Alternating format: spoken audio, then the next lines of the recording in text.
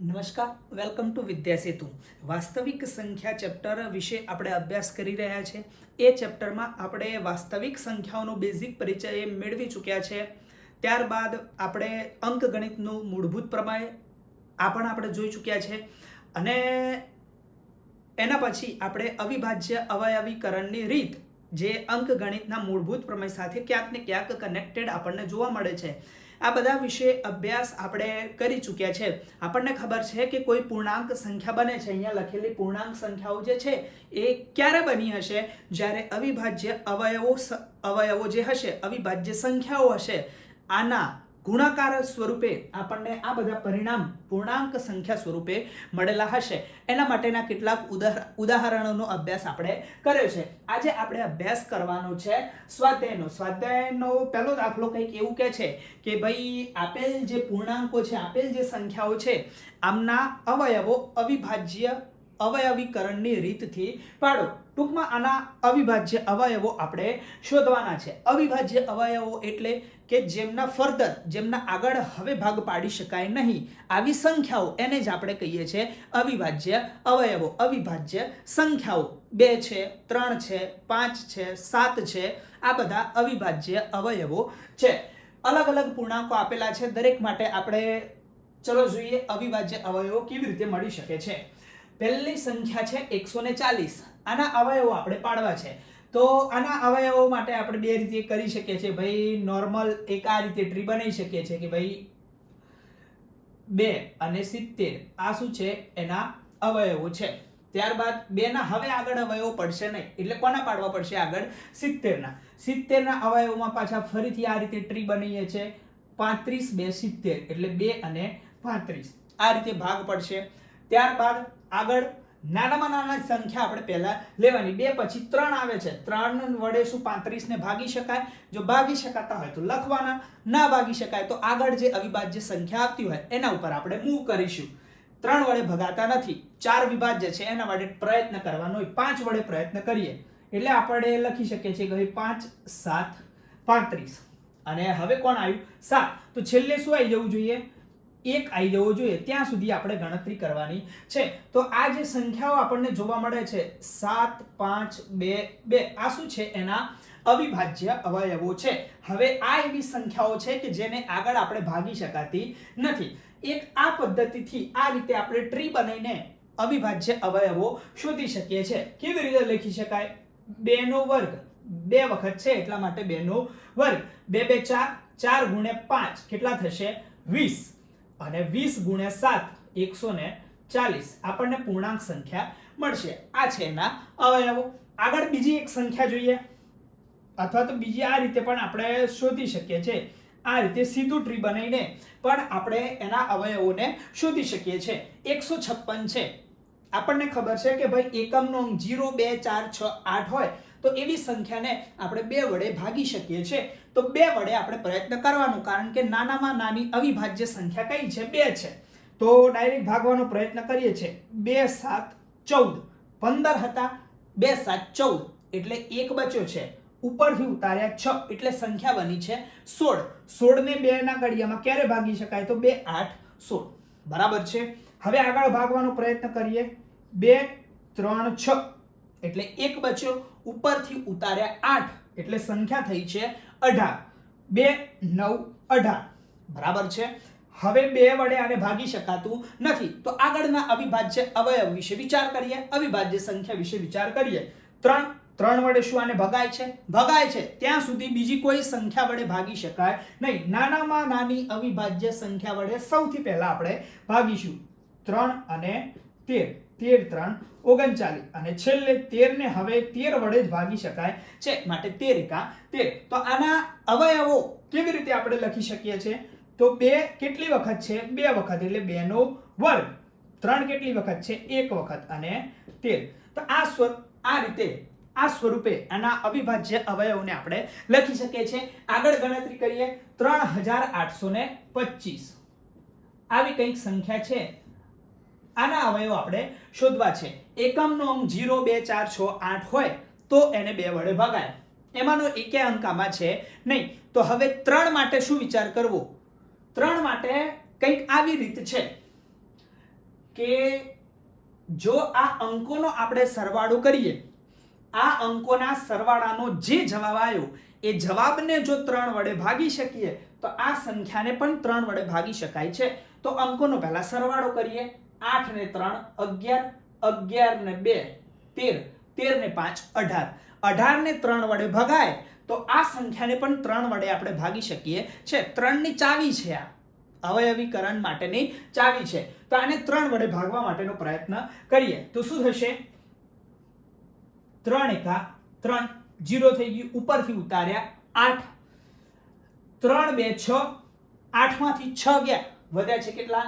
2, ઉપરથી ઉતાર્યા પાછા 2, 2 અને 2 સંખ્યા થઈ છે 22. એટલે કેટલા વડે ભાગ ચાલશે? 3 7 21, બચ્યો 1, ઉપરથી ઉતાર્યા 5, 3 5 15. 3 વડે આપણે ભાગી કાઢ્યા. હવે ફરીથી ચેક કરવાનું, આને શું 3 વડે ભગાય છે? 75 છે એટલે 5 વડે ભગાશે, પણ ડાયરેક્ટ જમ્પ કરવાનું નહીં, પહેલા ચેક કરવાનું છે. 3 વડે ભગાતું હોય ત્યાં સુધી આના વડે ભાગવાના જ છે. 1 ને 2 3, 7 ને 3 10, 10 ને 5 15, 15 ને 3 વડે ભગાય એટલે આ સંખ્યાને પણ 3 વડે ભગાશે. તો 3 4 12 0 7, 3 2 6, બચ્યો 1, ઉપરથી ઉતાર્યા 5, સંખ્યા થઈ છે 15. એટલે 3 5 15, 425. સરવાળો કરીએ ફટાફટ. 5 ને 4 9, 9 ને 2 11, 11 ને 3 વડે ભગાતા નથી, માટે હવે આ સંખ્યાને 3 વડે નહીં ભગાય. તો આગળની સંખ્યા વિશે વિચાર કરીએ. 4 વિભાજ્ય છે એનો વિચાર કરવાનો નહીં. હવે કોનો વારો છે? 5 નો. તો શું થશે?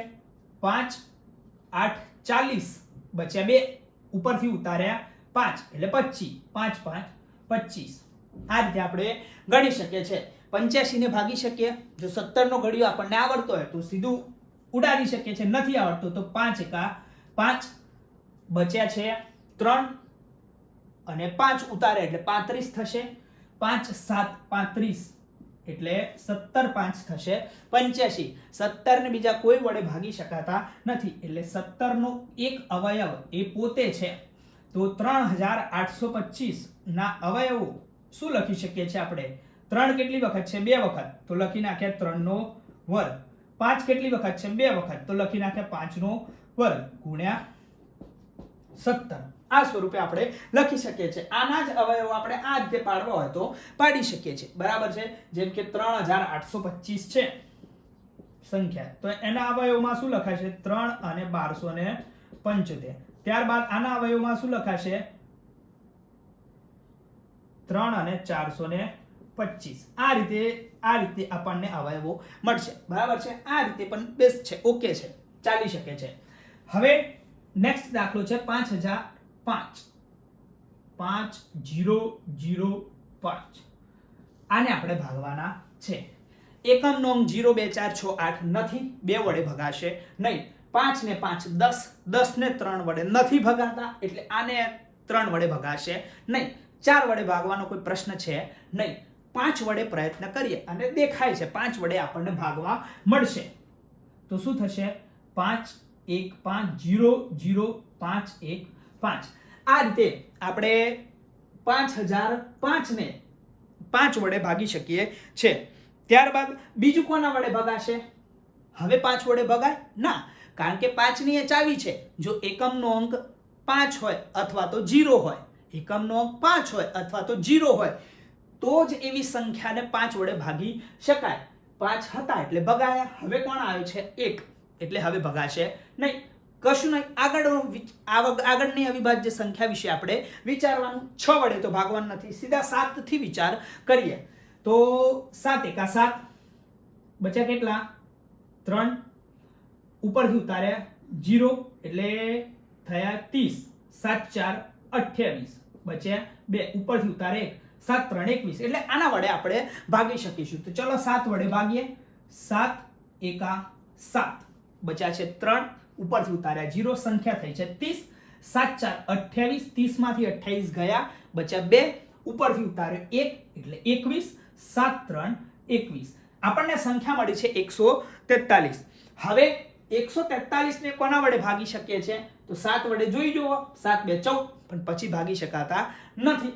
તો આગળ જો આગળ કઈ સંખ્યા છે અવિભાજ્ય સંખ્યા? 7 પછી સીધી આવે છે 11. 9 એ વિભાજ્ય સંખ્યા છે, એ અવિભાજ્ય સંખ્યા નથી. એટલે 11 વડે પ્રયત્ન કરો. 11 વડે ભગાય છે. 11 એકા 11 અને 3 33. ઓકે, ભગાઈ જશે. 11 1 11 બચ્યા છે 3, ઉપરથી ઉતાર્યા 3 એટલે થયા 33. તો 13 ગુણ્યા 11 કરીએ તો આપણને જવાબ કેટલો મળશે? 143. 13 એકા 13. આમ આના અવયવો કયા થશે? 5 ગુણ્યા 7 ગુણ્યા 11 ગુણ્યા 13. આ એના અવિભાજ્ય અવયવો થશે. આ બધી જે સંખ્યાઓ એવી છે કે જેને આગળ હવે આપણે ભાગી શકતા નથી. છેલ્લી સંખ્યા છે કઈ? 7429. આના અવયવો આપણે પાડવા છે. કેવી રીતે પાડી શકીએ છીએ? આનો એકમનો અંક 9 છે. 9 ને 3 વડે ભગાય એટલે આને ભગાય ના. 3 માટે એ રીતની ચાવી નથી. 7 ને 4 11, 11 ને 2 13, 13 ને 9 22, 22 ને ના ભગાય 3 વડે, માટે આ સંખ્યાને પણ 3 વડે ભગાશે નહીં. 5 વડે ભગાય. એકમનો અંક 0 અથવા તો 5 હોય તો આને 5 વડે ભાગી શકીએ છે.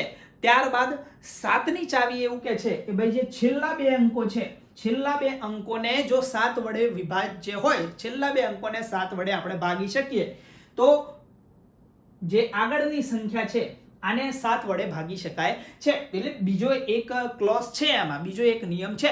પણ બેઝિકલી પહેલો નિયમ આપણે આ જોઈએ કે છેલ્લા બે અંકો વિશે વિચાર કરવાનો. બાકી 7 વડે ભાગીને ટ્રાય તો આપણે કરી જ જોવાનું છે.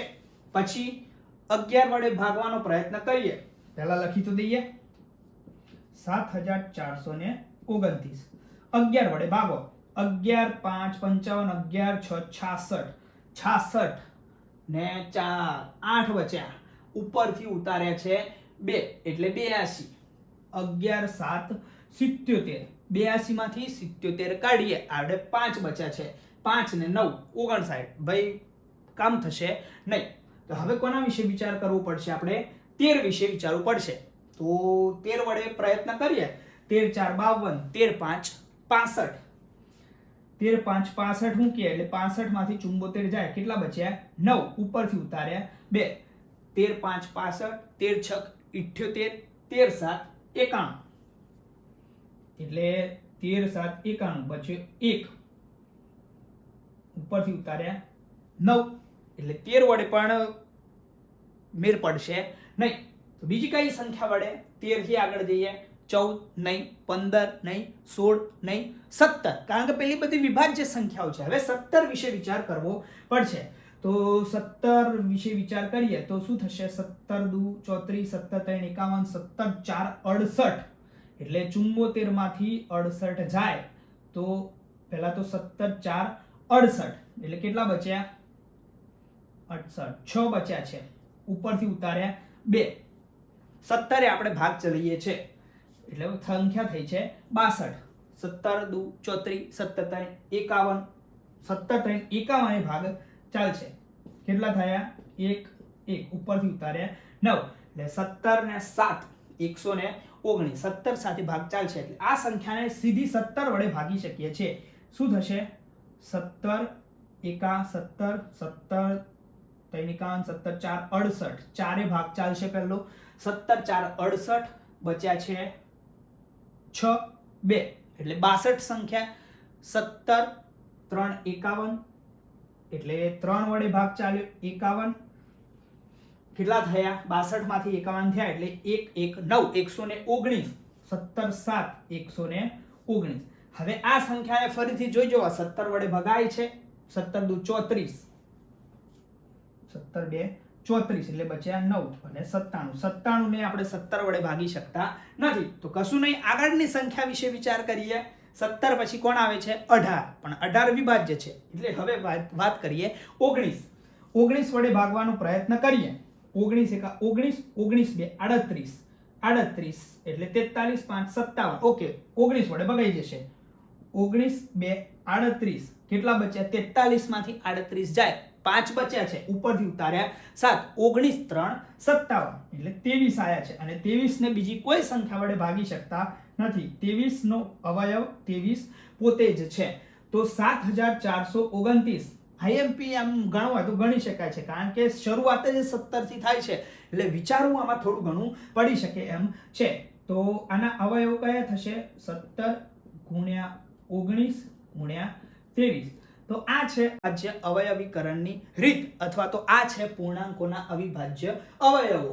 આવી અસંખ્ય સંખ્યાઓ બની શકે છે અને અસંખ્ય સંખ્યાઓના આપણે અવિભાજ્ય અવયવો આ એક જ રીતથી શોધી શકીએ છે. તો આ છે આપણો પહેલો દાખલો.